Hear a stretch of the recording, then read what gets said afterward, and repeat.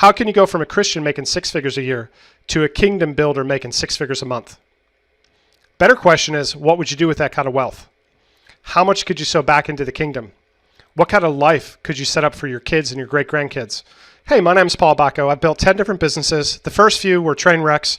The next ones were 6 figures. The last 3 have been 7 figures. And now we give more in his name every month than we used to make in a year. But it wasn't easy, and it took having a backbone. The kind of backbone that has thousands of Christians standing up against the wrongs being done to not only you and me, not only against our kids, but against our great-grandkids, stripping us of our God-given right to choose what is right or wrong for us, our freedom to worship, and have God in our homes, schools, and justice systems. If you're anything like me, this is what you care about, not the fancy stuff, cars, houses. You're not impressed by flashing money and material things, which is why I don't waste your time with any of that crap, okay?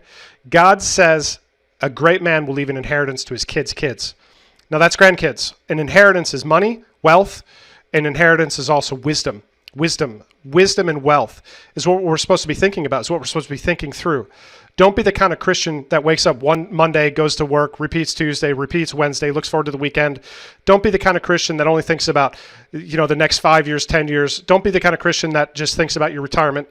You got to focus and follow through and focus in the big picture and think about the grandkids, the political environment that we're leaving them, the social environment that we're leaving them, the world that we're building.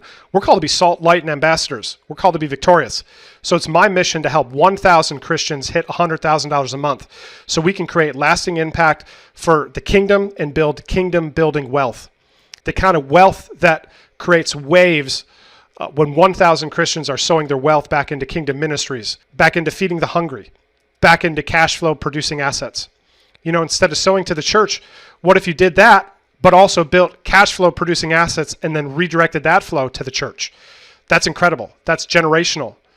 And because of that, I put together something called the Christian Entrepreneur Manifesto to tell you exactly how I've done just that with my own businesses. There's no opt-in required, but if you have a draw and a hunger, you've got to be a Christian on fire for God with a backbone made of steel and a desire to build the kingdom. Okay? Click the button on this page, grab the manifesto, and enjoy.